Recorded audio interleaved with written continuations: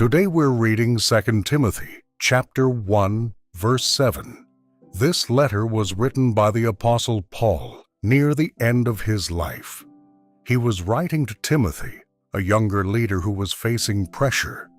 Timothy was not naturally bold. He was thoughtful, at times hesitant, surrounded by opposition and responsibility, and Paul writes these words to him. For God has not given us a spirit of fear, but of power, and of love, and of a sound mind. It helps to understand what Paul means by spirit of fear. The word translated as fear here carries the idea of timidity, a shrinking back, a hesitancy rooted in intimidation. This is not the normal human response to danger. It is a posture of the mind that begins to pull away from what is right because of pressure. Paul is reminding Timothy of something important. Fear is not his source. It does not come from God. That does not mean Timothy never felt fear. It means fear did not define what God placed inside him. And then Paul contrasts it. But of power. Power here does not mean loudness. It does not mean aggression. It means capability, the ability to stand, the ability to remain faithful, the ability to continue even when confidence feels small. This kind of strength is not personality-based. It is given. Then Paul says, and of love. Love is placed in the middle intentionally. Strength without love becomes harsh. Love without strength becomes unstable. But strength rooted in love becomes steady.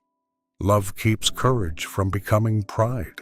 It keeps strength from becoming forceful. And then a sound mind. This phrase can also mean self-control or disciplined thinking. A mind that is clear, balanced, grounded. For someone whose thoughts feel unsettled, this matters deeply. Paul is reminding Timothy that what God gives does not produce chaos in the mind. It produces clarity, not perfection, but stability. Notice the structure of the verse. Fear is contrasted with power, love, and a sound mind. Fear narrows. Power steadies. Fear isolates. Love connects. Fear agitates. A sound mind clarifies. Paul is not telling Timothy to pretend fear never appears.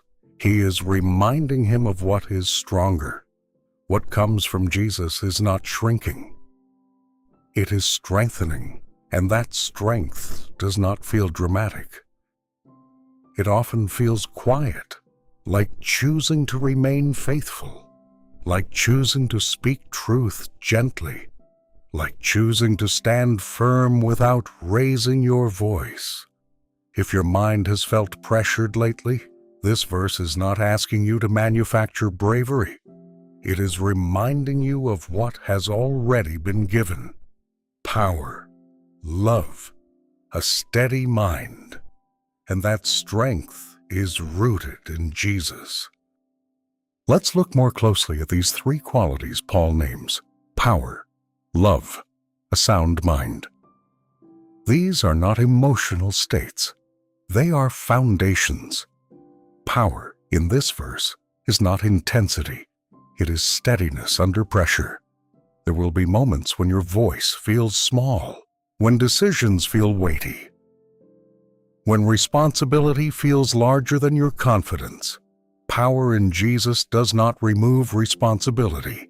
It reinforces you within it. It allows you to take the next faithful step, not because you feel bold, but because you are strengthened. Then love. Love reshapes how strength operates. It reminds you that courage is not about proving yourself.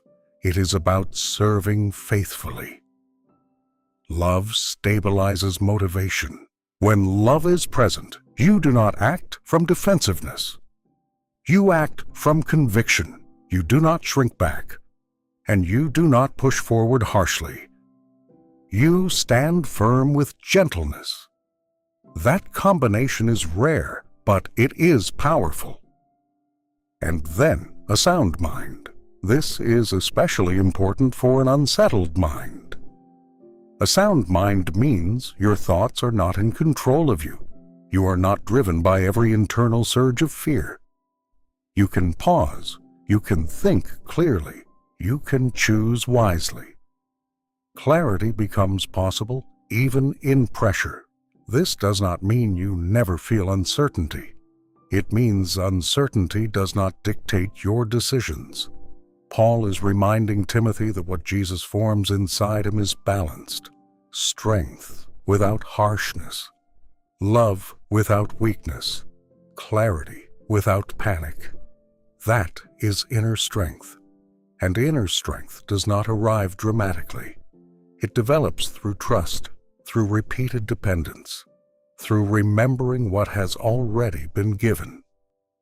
If fear has been pressing on your thoughts, this verse does not accuse you. It reminds you the strength you need is not something you must create from nothing. It is something Jesus has already made available. Power is present. Love is active. A steady mind is possible. You may not always feel strong, but strength does not disappear when feelings fluctuate. You may not always feel clear, but clarity can return when your focus returns.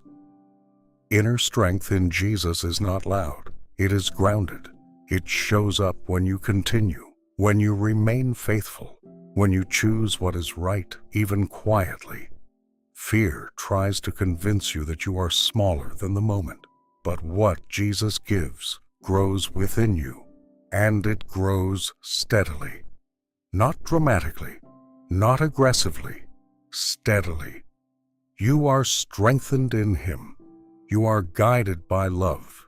You are capable of clear thinking. That is the posture this verse invites. Hold that with you for a moment.